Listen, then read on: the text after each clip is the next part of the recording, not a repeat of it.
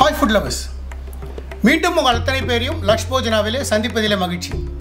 இன்றைக்கி வந்து ஒரு ஸ்வீட்டு, அதாவது பருப்பு போலி. ரொம்ப நாளாக கேட்டுட்ருக்காங்க ஒரு ஸ்வீட் ஐட்டம் எதாவது பண்ணுங்கள் சார்.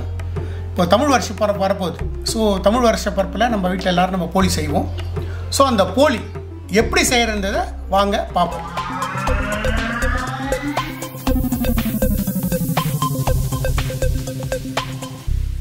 இது வந்து ஒரு 1/4 கிலோ 250 கிராம் மெஷர்மெண்ட்டு. இதில் வந்து நான் வந்து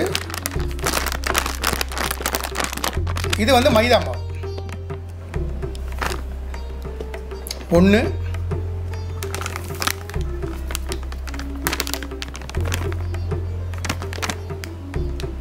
2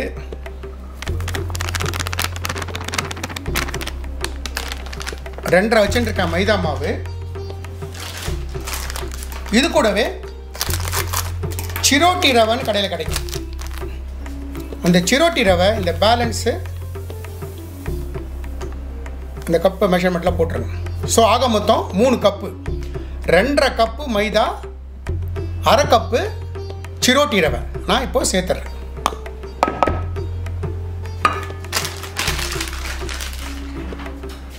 இப்போது இந்த ஸ்வீட்டை டிட்டர்மின் பண்ணுறதுக்காக கொஞ்சமாக உப்பு, நல்லா 1 டீஸ்பூன் மஞ்சத்தூள்,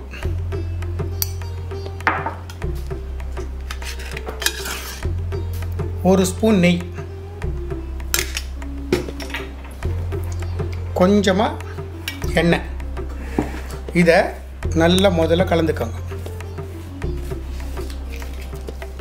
இப்போது இதில் கொஞ்சம் கொஞ்சமாக தண்ணி விட்டு இதை வந்து ஒரு ஸ்டிக்கி கன்சிஸ்டன்சி, பூரிமா சப்பாத்திமா பேசுகிற மாதிரி தான். ஆனால் அந்த அளவுக்கு கெட்டியாக இல்லாமல் இதை தொட்டால் ஒட்டுற அளவுக்கு கொஞ்சம் குழகுழப்பு தன்மையோட மாவை பிசைங்க. முதல்ல தண்ணி கொஞ்சம் கொஞ்சமாக சேர்த்துட்டு போங்க, மொத்தமாக சேர்த்துறாரு.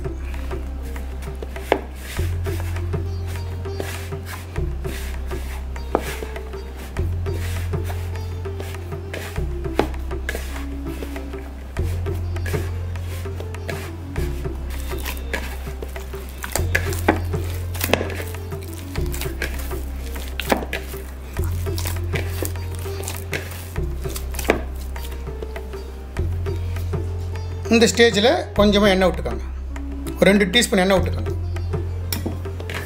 விட்டுட்டு மறுபடியும் இதை பேசுங்க.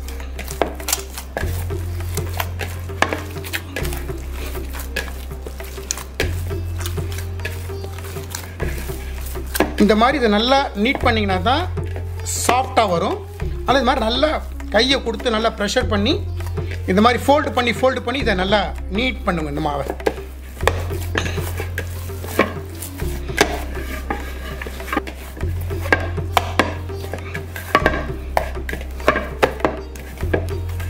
மாவு பாருங்கள், நல்லா ஒற்ற தன்மையோடு இருக்குது. இந்த மாதிரி ஒட்டும் தன்மையோடு இருக்கணும். அது பிசு பிசுன்னு இருக்கணும், ரொம்ப ட்ரை ஆகிடக்கூடாது. இது பாருங்கள், இந்த மாதிரி பிசு பிசுப்பு தன்மையோட இந்த மாவு வரணும். இதில் எண்ணெயில் இதை குளிப்பாட்டுங்க.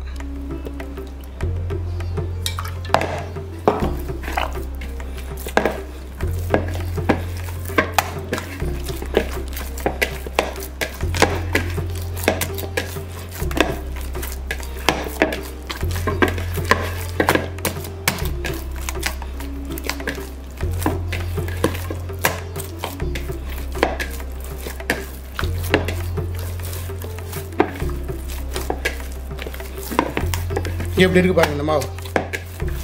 ஸோ இந்த கன்சிஸ்டன்சிக்கு இந்த மாவை நல்லா இந்த மாதிரி பிசைஞ்சிட்டு மேலே வந்து நல்லா கொஞ்சம் எண்ணெயை தடவி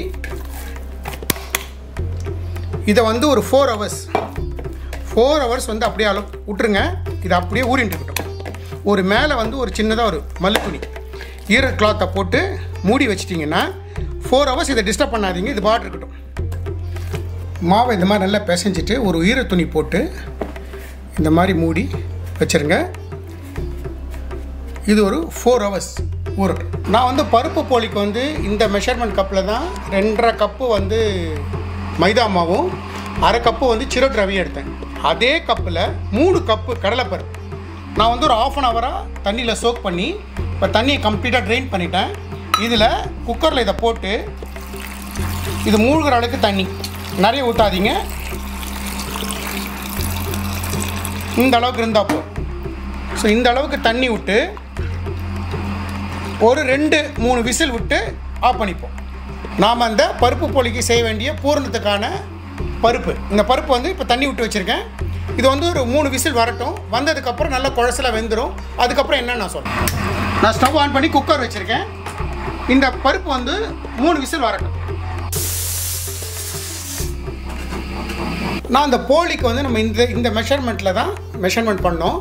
இதில் 3 வந்து நான் மைதாமா எடுத்திருக்கேன், சிரோட்டி ரவை அரை எடுத்திருக்கேன்.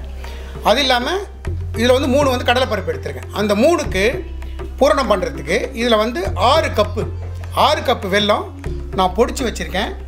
இதை வந்து ஒரு கடாயில் போட்டு கொஞ்சமாக தண்ணி விட்டு இதை நம்ம முதல்ல கரைச்சிப்போம். கரைச்சிட்டு இதில் இருக்கிற டஸ்ட்டெல்லாம் வடிகட்டி எடுத்துப்போம். அந்த வெல்லம் வந்து கரைக்க வைக்கிறதுக்காக ஒரு கடாய் வச்சுருக்கேன். இந்த கடாயில் இந்த வெல்லத்தை அப்படியே சேர்த்துலாம். இதில் ஒரு 1/4 டம்ளர் தண்ணி. இப்போ இந்த வெல்லம் வந்து நல்லா உருகி வரணும்.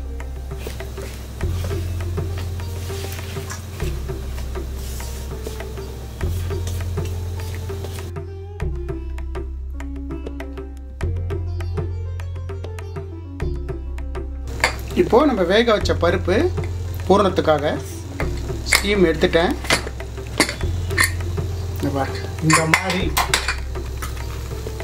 இந்த மாதிரி வெண்ணெய் மாதிரி அது வெந்திருக்கணும். ஜஸ்ட்டு ப்ரெஸ் பண்ணிங்கன்னா கூழாயிடும். ஸோ இந்த பதத்துக்கு கடலைப்பருப்பை வேக வச்சு எடுத்துக்கோங்க. இப்போ இந்த வேக வச்ச பருப்பையும் நான் இந்த பாகு நம்ம பண்ணிகிட்ருக்கோம்ல, வெல்லம் கரைஞ்சின்ட்டுருக்கு, அதோடு சேர்த்து போட்டு மிக்ஸ் பண்ணுவோம். இப்போ நம்ம போட்ட வெல்லம் நல்லா கரைஞ்செடுத்து நான் வந்து இப்போ ஸ்டவ் ஆஃப் பண்ணிடுறேன்.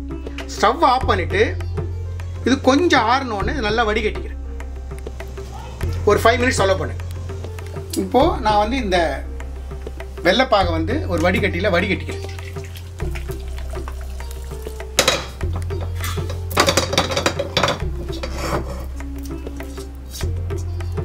நான் வந்து மறுபடியும் இந்த கடாய் ஆன் பண்ணிக்கிறேன். இப்போ இந்த கடாய் சுட்டுருக்கு. இப்போ வந்து நம்ம வடிகட்டின இந்த வெள்ளைப்பாகை இதில் சேர்த்துறேன்.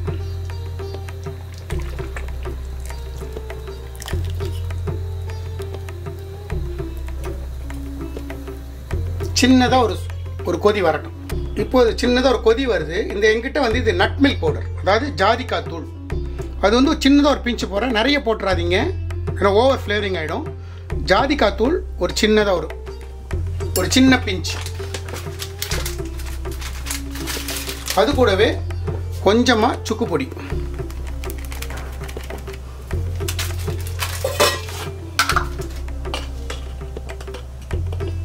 ஒரு டீஸ்பூன் ஏலக்காய் தூள்,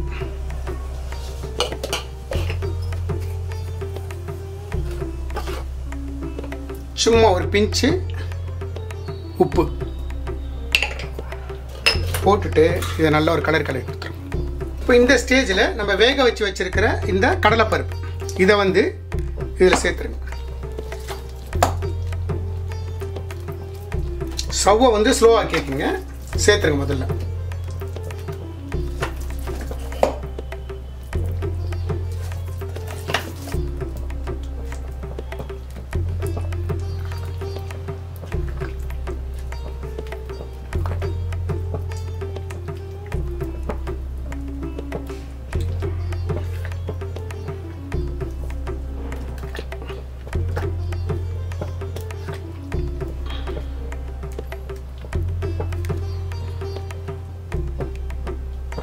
இப்போ ஸ்டவ்வை வந்து நான் பெருசாக்கிக்கிறேன்.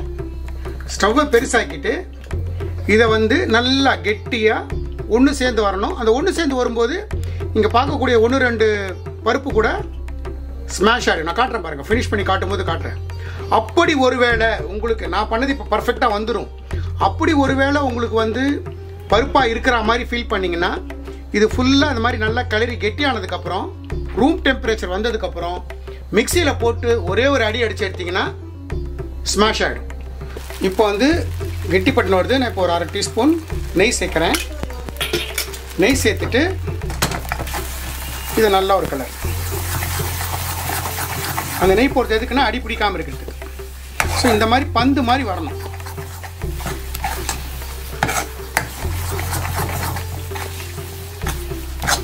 பாத்திரத்தில் ஒட்டாமல் இந்த மாதிரி பந்து மாதிரி வரணும்.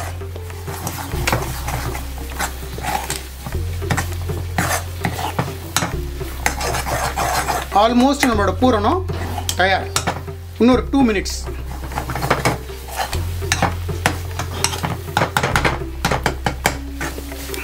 நம்மளோட பூரணம் தயார். இது வந்து நல்ல ரூம் டெம்பரேச்சர் வரட்டும், அது வரைக்கும் அலோவ் பண்ணி. நம்ம 3 ஹவர்ஸ்க்கு முன்னாடி பண்ணின மாவு பாருங்கள் எப்படி இருக்குது பாருங்கள். ஸோ இந்த கன்சிஸ்டன்சிக்கு மாவு நம்ம ரெடி பண்ணிட்டோம். இந்த மாவுக்கு தேவையான பூரணம், இந்த பூரணமும் ரெடியாக இருக்குது. இப்போ இந்த பூரணத்தை கையில் எடுத்து கையில் எண்ணெய் தடவிக்கங்க.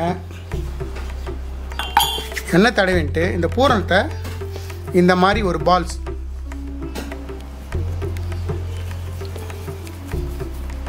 இந்த மாதிரி ஒரு பாலாக பிடிச்சி வச்சிருங்க.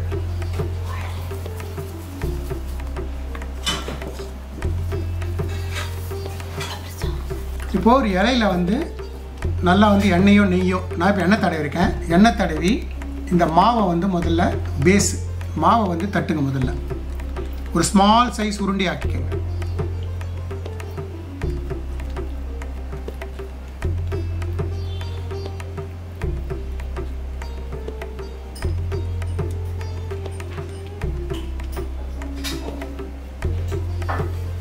இதில் இந்த பூரணத்தை வச்சு எல்லா பக்கமும் க்ளோஸ் பண்ணு. சென்டர்லேருந்து ப்ரெஸ் பண்ண ஆரம்பிங்க. சென்டரில் ப்ரெஸ் பண்ண ஆரம்பித்து அப்படியே கொஞ்சம் கொஞ்சமாக சைடில் போனீங்கன்னா ஈவனாக ஸ்ப்ரெட் ஆகும். அந்த உள்ளுக்குள்ள இருக்கிற பூரணம் க்ளோஸ் பண்ணிவிட்டு திருப்பி போட்டு கையாலேயே ப்ரெஸ் பண்ணுங்கள். இந்த மாவுக்கு மேலே அந்த உள்ளுக்குள்ள இருக்கிற பூரணத்தோட கலர் வரணும். அதுதான் அதோட ஃபினிஷிங் டச்சு. எல்லா பக்கமும் தட்டி தட்டி தட்டி தட்டி உள்ளே இருக்கிற பூரணம் தெரியணும்.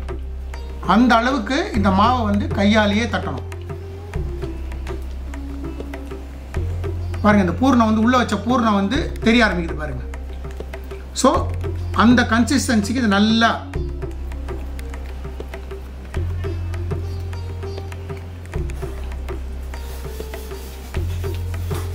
நான் வந்து இங்கே ஒரு தோசைக்கல் வச்சுருக்கேன். தோசைக்கல் வச்சு ஸ்டவ்வை வந்து ஆன் பண்ணிக்கிறேன்.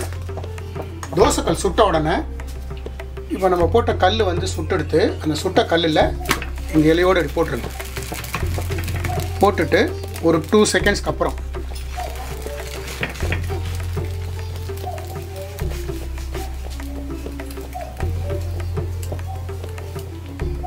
கொஞ்சம் கொஞ்சமாக எடுத்திங்கன்னா இலை மட்டும் தனியாக வந்துடும்.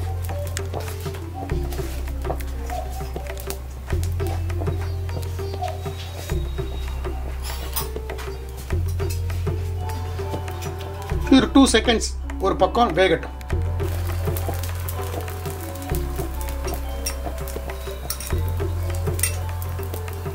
ஒரு பக்கம் மைல்டாக வெந்திருக்கு. நான் திருப்பி போட்டிருக்கேன். திருப்பி போட்டுட்டு இதில் நான் வந்து இப்போ நெய் சேர்க்குறேன்.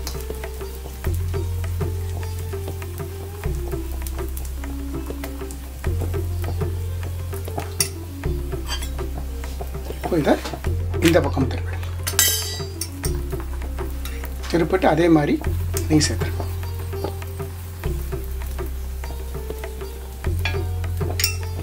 பாருங்கள் எப்படி அது உப்பின்னு வருது பாருங்கள். ஸோ அந்த மாவு உள்ளே இருக்கிற பூரணம் எல்லாம் பர்ஃபெக்டாக இருந்தால் தான் இந்த மாதிரி உங்களுக்கு வரும். 2 பக்கமும் நல்லா பொறுமையாக எப்படி 2 நிமிஷம் 2 பக்கமும் நல்லா பொறுமையாக அது வந்து வேக வச்சு எடுக்கலாம். 2 பக்கமும் இந்த மாதிரி டாட் ஸ்பாட்ஸ் வந்துட்டு பாருங்கள். இந்த ஸ்டைலில் எடுத்துடுறேன். எடுத்துகிட்டு அடுத்தது போடுறேன். இதே மாதிரி போட்டுட்டு 2 செகண்ட்ஸ் கழித்து எடுத்திங்கன்னா இலை மட்டும் தனியாக வந்துடும். இந்த பக்கம் திருப்புங்க. திருப்பிட்டு இதில் கொஞ்சமாக நெய் தடவிட்டு இதை இப்படி திருப்பிடுங்க. திருப்பிட்டு கொஞ்சமாக நெய்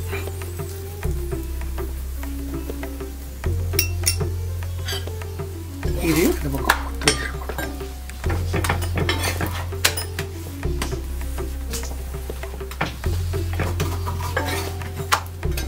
நம்மளோட பூரன் போலி நான் எந்த மாதிரி மெஷர்மெண்ட்டை செஞ்சனோ அதே மாதிரி செய்யுங்க. இந்த மாவை வந்து பிசைஞ்சு நிச்சயமாக ஒரு 3 to 4 hours வந்து ரெஸ்டிங் பீரியட் கொடுக்கணும். அப்போ தான் அந்த மாவு வந்து சாஃப்டாக வரும். அதே மாதிரி அந்த பூரணத்துக்கு வந்து கடலைப்பருப்பை ஒரு 1/2 hour சோக் பண்ணதுக்கப்புறம் குக்கரில் வேக போட்டிங்கன்னா நல்லா ஸ்மாஷாக குக்காகி வரும். ஒருவேளை ஸ்மாஷாக குக்காகி வரல கூட நான் ஏற்கனவே சொன்னேன், வெள்ளம் கலந்ததுக்கப்புறம் ரூம் டெம்பரேச்சர் வந்ததுக்கப்புறம் மிக்சியில் போட்டு கூட ஒரு ஓட்டி எடுத்துக்கலாம். ஸோ நான் எந்த மாதிரி செஞ்சுருக்கணும், என்ன மாதிரி மெஷர்மெண்ட் போட்டு செஞ்சுருக்கணும் அதே மாதிரி செய்யுங்க. எக்ஸலண்ட்டாக இருக்கும். வரப்போகிற இந்த விஷு வருஷம் 14ஆம் தேதி, ஏப்ரல் மாதம் 14ஆம் தேதி தமிழ் புத்தாண்டு அன்னைக்கு நீங்கள் எல்லோரும் இந்த டிஷ்ஷை செய்வீங்கிற நம்பிக்கை எனக்கு இருக்குது. இது மேலே அப்படியே சர்வ் பண்ணும்போது ஒரு ஸ்பூன் நெய் கொடுத்து ஹாட்டாக சர்வ் பண்ணுங்கள்.